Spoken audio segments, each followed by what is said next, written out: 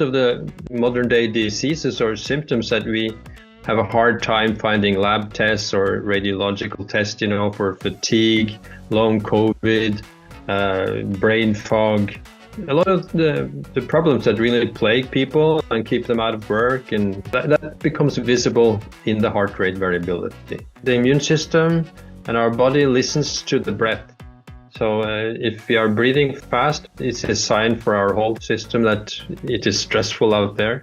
So we can kind of hack our system by slowing down our breath to give our whole body and mind the impression that it's calm out there. We can relax. We can put the recovery processes in our body into action. And if you have a busy job, if you have a busy family life, it may not be a good idea to push your exercise too hard.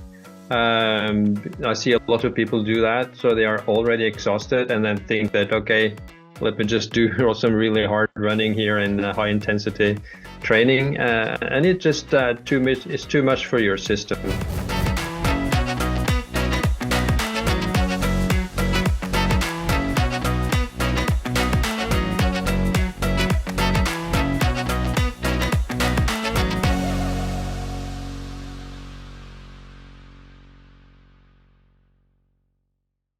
All right. Welcome, everybody, to the Unreasonable Health Podcast.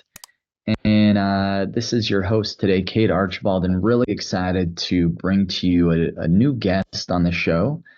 I have with me really intriguing, interesting gentleman, Dr. Torkil Faero.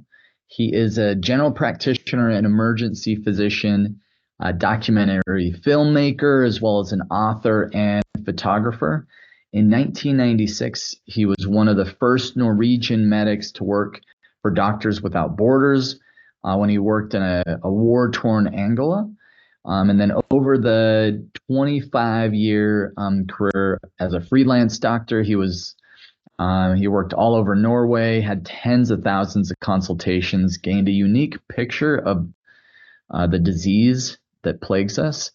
He's also learned that the cause is most often found in the stresses our lifestyle places on our body.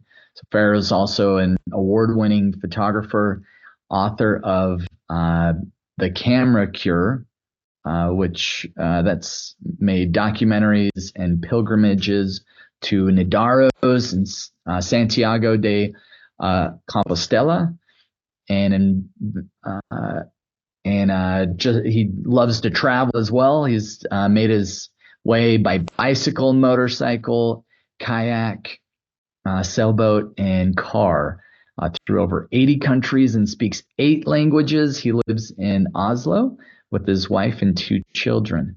So welcome to the show, Dr. Faero. Really excited to have you on today. How's it going? Thank you, Kate. It's going great. Actually been working today as in the ER today as well. So oh wow. Here in Norway it's the evening time. So okay. The evening time is a great time. So beautiful. Yeah. So big time difference. So you just got done with working in the emergency room. Yeah. Today. Yeah. Wow. Very cool. So, you have, I know one of your big things, you had your book, and I'm really curious, The Pulse Cure. So tell me a little bit about this book and what inspired you to write that. Yeah, the book is about how to use heart rate variability because the heart can tell us so much about the condition of our body, both of the autonomic nervous system, with the sympathetic and parasympathetic system, but also on the general load on our bodies. So we have kind of a speedometer in HRV that will tell us how fast are you going physiologically. And what is the big problem now is stress, both mentally and physiologically.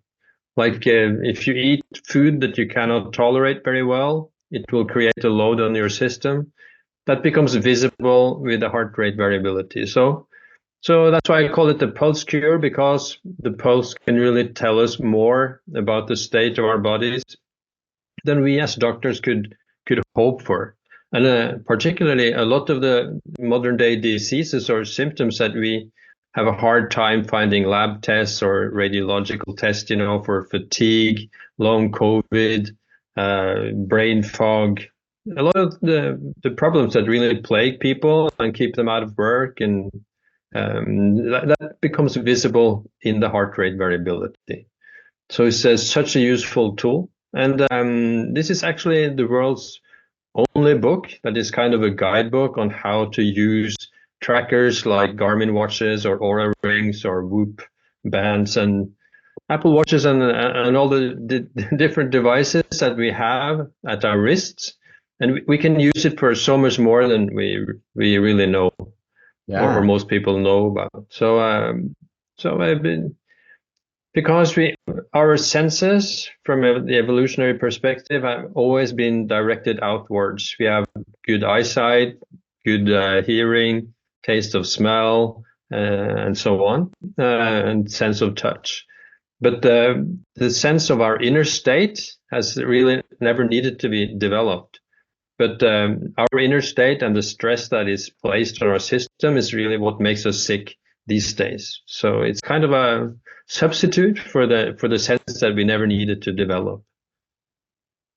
Interesting. I like that concept. So looking at, all your senses of the body, that's kind of that like additional sense, is what you're saying.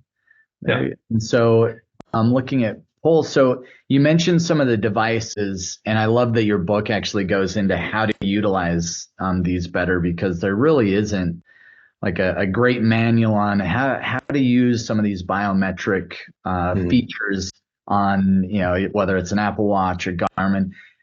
So what would be what's kind of your favorite device or wearable to track some of these things, or heart rate variability?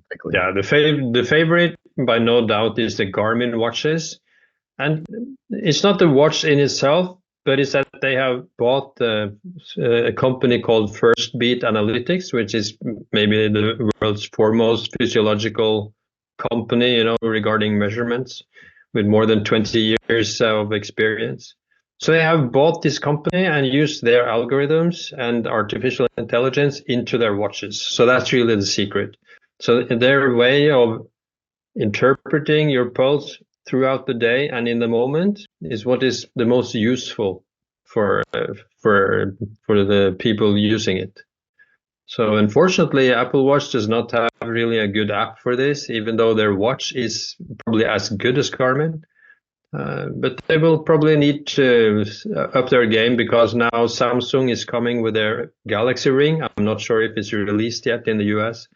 But there's so much traction in this field now, because they can see the possibilities that lies in this measurement of the HRV. And I listened to, you had an episode not so long ago about, I think it was this year, about HRV and the importance of it. And what is so useful is that everything that is healthy for us, that we know is healthy and it's a bit hard to do, you can see it in the heart rate variability. So if you go intermittent fasting, you will see the effects of it.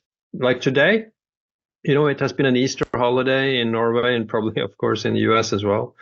And we eat more, we go up into the mountains, and in the mountains, it's also a stressor on the systems. Probably in Utah, you would know, you have the Rockies close by. And so we have been eating more than usual, been up in the altitude, going skiing, exercising, all loads on my system. So today, then I thought, okay, today I'll go fasting. And then I can see the result immediately on the watch, that the whole system is more calm, more quiet, and more, gives me more recovery, more restitution.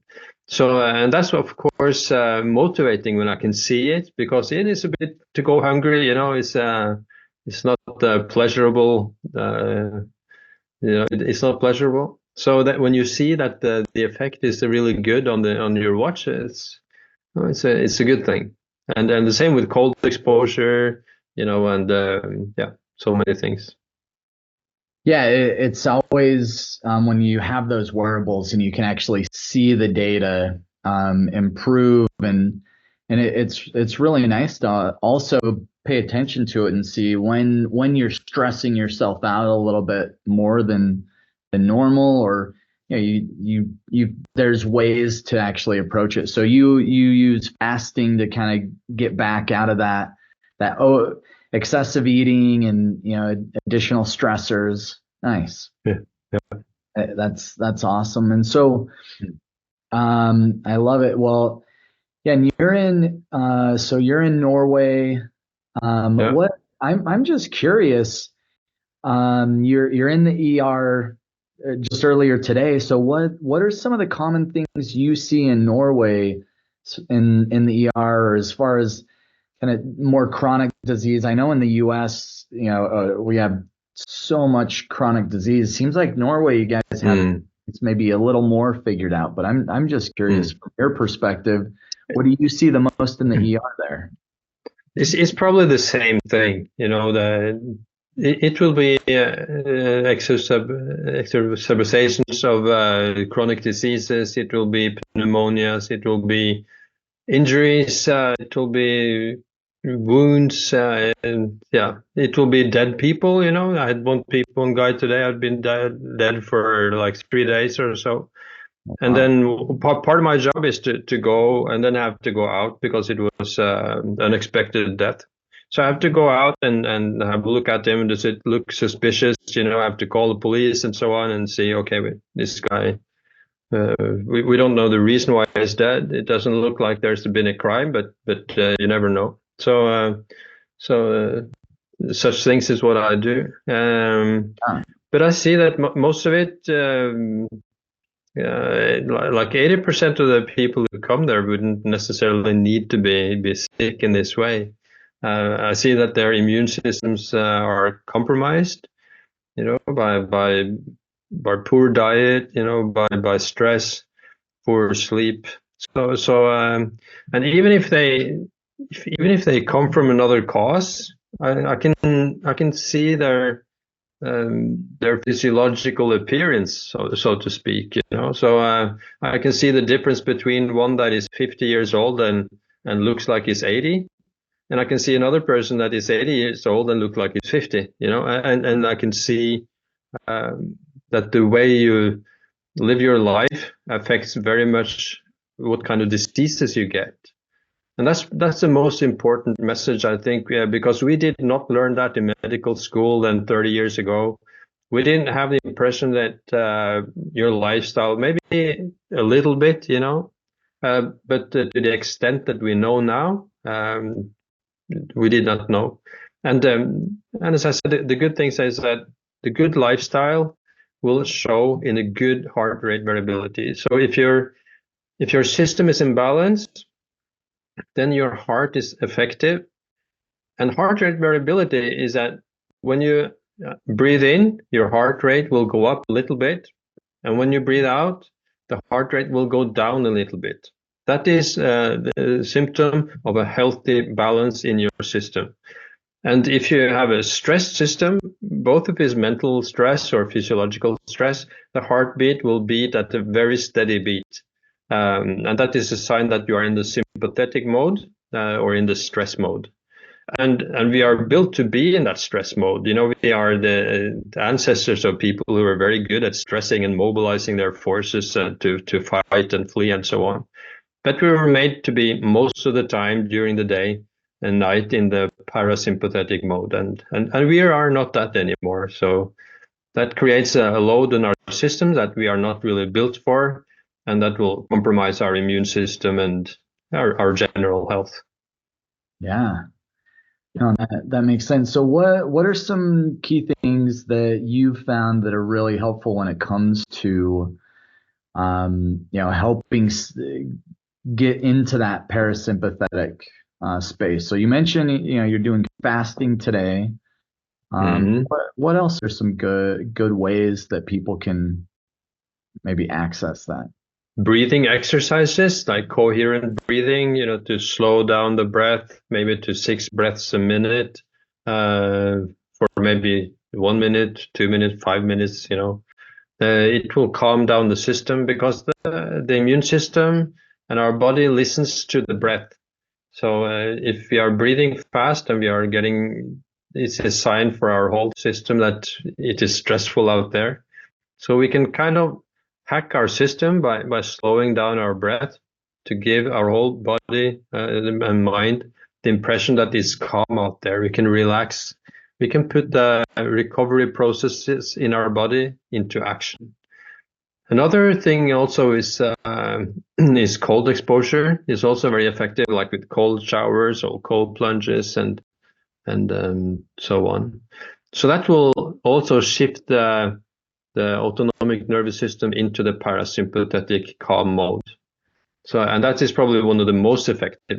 Just in the shower, you just put it out at the end of the shower to the coldest whatever you call it mode, and then it will after 2 or 3 minutes it will put your whole system into the parasympathetic mode.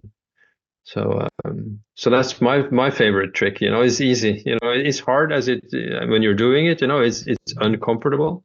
Yeah. But again, when you see the results, like for hours afterwards, that you are more calm and more focused, then it's really worth it. And we know that athletes they use cold exposure after games or after exercise to calm down the inflammation in the system, because what is really at the bottom of this, the root cause of most of the modern day diseases, is chronic low-grade inflammation that is caused by this stress. And the degree of this inflammation is visible in the heart rate variability, actually. So the heart is kind of the center for many different inputs. So the problem is that you can find out that your system is stressed. Then you actually have to do the job of finding out what is the stressor here. Is it the food? Is it the work? Is it the relationships in my life? It can be many different causes, and then you just have to do some detective work and find out what is the problem. And that is what the Pulse Cure is. The book is kind of an investigation into your own physiology. That is very hard to do if you don't have the information. And I had to do this process all by myself because I started using the different devices 5 years ago. And of course, there was no guidebook. This is the first one. And I had to do all this detective work and find out what stresses my systems. So that has been an interesting journey. And this is also why it's so popular. In Norway, it has been on the bestseller list now for 65 weeks, like 1 year and 4 months. Which is like, thank you, which is like unheard of. It's the first book to do that. And that is because this is also funny. This is interesting. People it's like gamification of yourself, so that and it's your life and health is at stake. Not some avatar or it's yourself. So this is why it's interesting. It's entertaining, and it's also in many cases life-saving. So because to identify that your system is under too much stress, and that you are able to get the balance, it sets you up for a much better health journey in the future. So for sure. And so if you're looking at all the different things that your book is focused on, it's the sleep improvement. So obviously, if you can identify those stressors and that's going to improve your sleep. Right type and level of exercise for you. So tell me a little bit about how you what's your book going on the exercise? And if you have a busy job, if you have a busy family life, it may not be a good idea to push your exercise too hard. I see a lot of people do that. So they are already exhausted and then think that, okay, let me just do some really hard running here and high intensity training. And it just it's too much for your system. And also particularly if you have a poor fitness level, if you have a poor VO2 max, then an exercise that other people can tolerate and they just wash off in the shower, so to speak, it can stay in your system for days if you have a really low VO2 max, maybe 32 or 33, as opposed to one that has 45 or 50 in VO2 max, which is in a good physical condition. So this is also something that the watches, the Garmin watches, and also the Apple watches calculate, and then you can adjust your training according to that. And you can also adjust your training exercise according to the stress level after the exercise. So I have to, because it's so busy now because of the success of the book, I really have to exercise because I have to be fit, but I can't exercise too much, So it's kind of a very, I'm on the edge, so I cannot exercise too hard. Yeah, very delicate balance. So I do some park runs. So I run for like 5 kilometers. That's probably 3 miles, I would guess, in the US. 3 miles. It takes me. I'm not a fast runner, so I'll do that in half an hour. If I do that hard, it can take a day or two to recover. So I can do that maybe once a week and not every second day or so. So I have to adjust my level and intensity of training and use it very calculated to keep fit, but not to over exercise, to overreach. Yeah, and I think that's one thing that's really critical for people to know, because I think, like, even myself, I've fallen into that trap where it's like, oh, I can just work out harder. My health journey started about, I think it's been close to 15 years now, where I was about 60 pounds heavier than I am now, and like just felt really really awful. And I was doing CrossFit workouts like crazy and trying to cut calories and just doing these really intense workouts, and was not getting very far with my results. And then that's when I reached out to Reagan and really went through a whole transformation. And even more recently, this last year, I did a carotid artery scan. We do some like a CIMT, where we'll do ultrasound of the carotid arteries, and we'll get a biological age of the arteries based on everything. And my age wasn't quite where I wanted it to be. And in the matter of 6 months, I kind of dialed back my workouts, actually did a little bit more cardio, less high intensity, more like level range 3, range 4, not so intense, and did that like once a week as opposed to like 4 or 5 days a week. And then I still continue to lift some weights, but it's crazy. I shaved off, in a matter of 6 months, I shaved off 6 years on my biological age on my carotid artery scan. And I'm going to go back, and I got like 2 months left, and I'll see where I'm at kind of the year mark. So interesting. Yeah, that's very interesting, because to train too hard, it also causes inflammation in your system.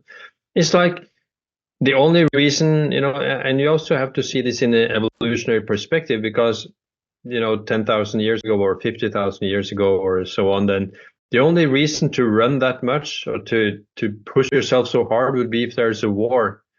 And that is a sign for your immune system to step up their intensity, because the immune system is not just lying around waiting for something to happen. It kind of listens to the surroundings, and particularly your actions.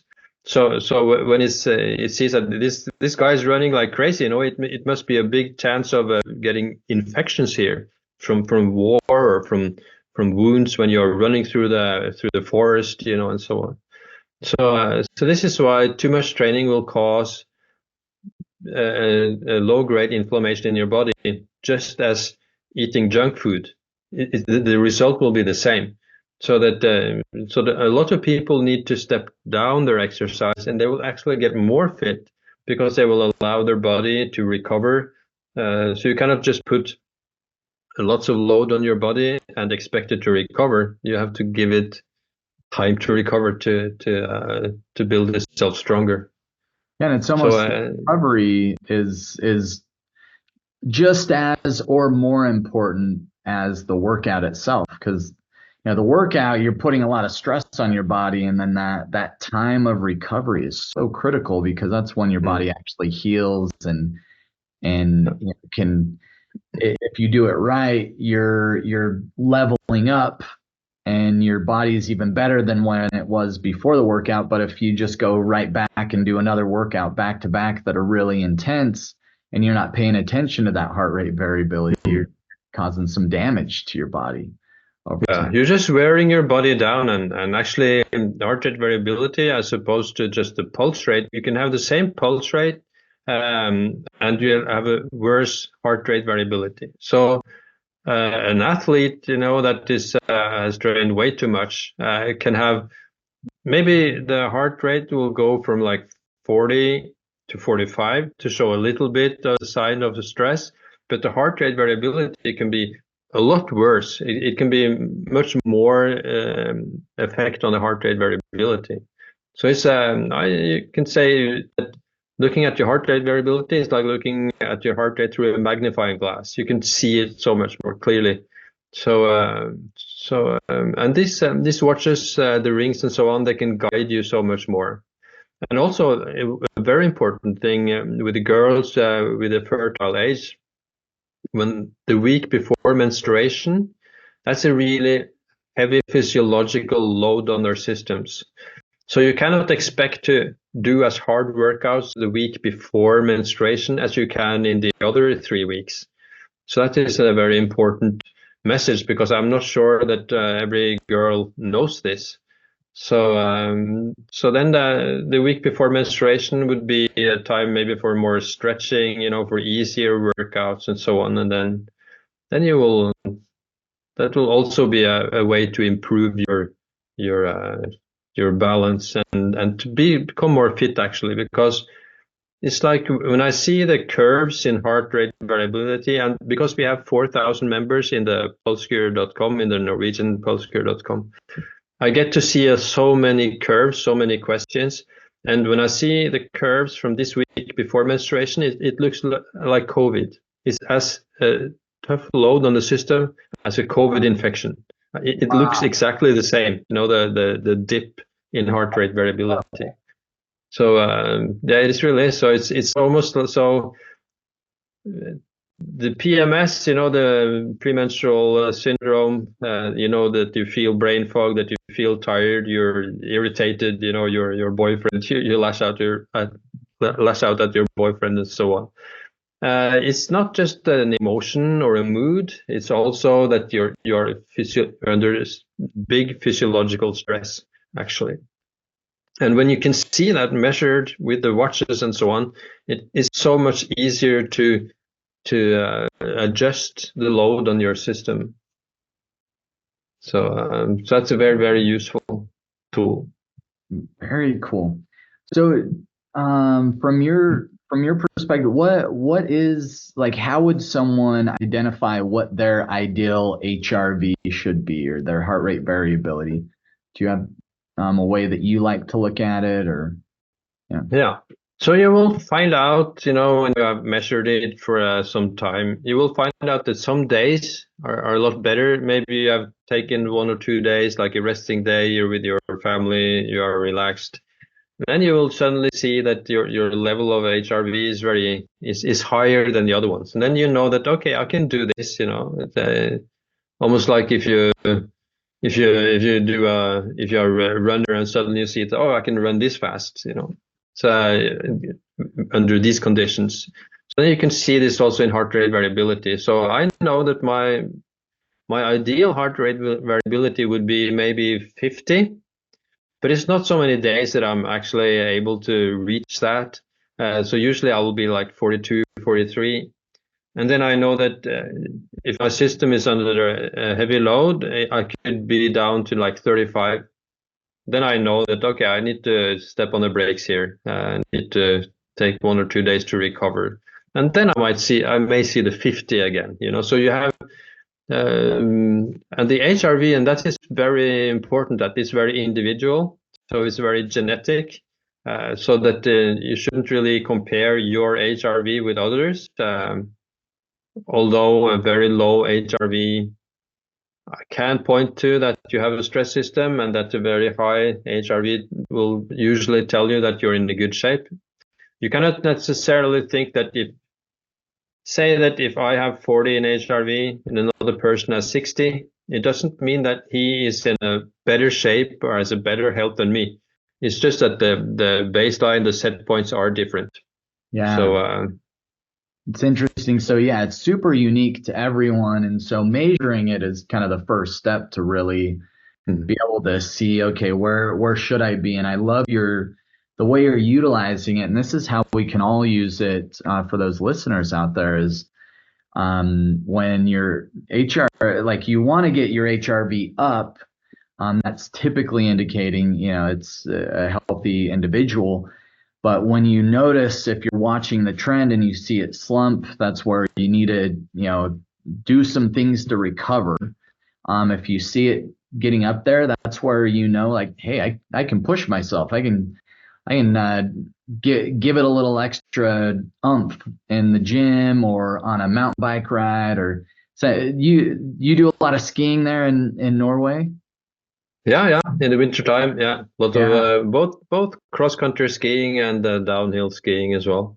So, but I favor a lot cross country skiing. You get to exercise your whole body, your arms, your legs, everything. So it's quite hard actually, but good exercise.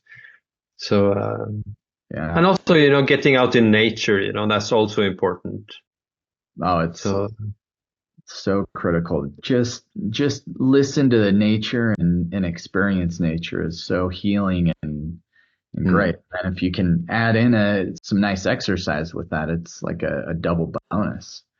Yeah, and this is so much that we did not learn in medical school, about nature, about sleep, about exercise, about nutrition, and it seems that a lot of the things that are healthy for us is very natural. It's so easy, it's drinking water, it's getting sun, without getting sunburnt though, getting enough sleep, and then it's also kind of beautiful that the best measure of this is the pulse, what the ancient Greeks and Egyptians and Chinese, Indian doctors, they knew that you could read so much about the state of the body from measuring the pulse. So now we're actually using the very most modern technology, but we're also going back to the past to kind of pick up the things that are natural for us and to improve our health. So we have to live a little bit more like our, in the Stone Age. We don't have to go all the way back, but you have to look at the conditions that they were under, and if we can mimic that somewhat, we can do a lot for our health, really. Incredible. Well, this has been a really fun conversation. I really appreciate you coming on the show with us. For the listeners out there wanting to learn more about you or connect with you, what would be the best way for them to connect with you? They could go to my Instagram account, Dr._Torkil .md. That's my English Instagram. It's not so big yet as my Norwegian one, but because the book has been out in Norway for a year and a half, and it will be released in the States in mid-May. And it is already available, on Amazon and all the bookstores as a ebook and an audiobook, but it will be released as a paperback in mid-May. But we have already our website, which is thepulsecure.com, which is kind of like a Facebook. It's a social website with a membership, and you can post questions. You can show your Garmin curves or your Apple Watch curves or from the device that you have. And there's webinars in there, workshops, and so you can get so much information from our website. So I would recommend people to go there, and of course to buy the book or pre-order the book if this is released before that. Love it. Yeah. So go grab the book. Can you pre-order on Amazon, or do they need to go to the pulsecure.com to pre-order? You can you can pre-order on Amazon. Yeah. Okay. So we don't sell the book from our website, but we have the pointers to where you can buy the book. But you can buy it everywhere. It's a standard publisher. So it's yeah. Right. Well, congratulations on your success there in Norway, and yeah, hopefully we'll get this information out to the U.S. and I'm excited about it. Appreciate the conversation. Thank you. Yeah, thank you so much for having me on. So, and particularly as I heard your podcast on HRV, and that I'd heard some of the other podcasts you have had as well. So I know that you have already a lot of information about the importance of doing these lifestyle changes for your own health. And the good thing about these lifestyle changes is that most of them are free also. You know? Yeah. It's free to sleep better. It's free to breathe better. It's free to be out in the nature and get some sun and so on. So and it's even cheaper fasting is even cheaper, than the alternative. So that is.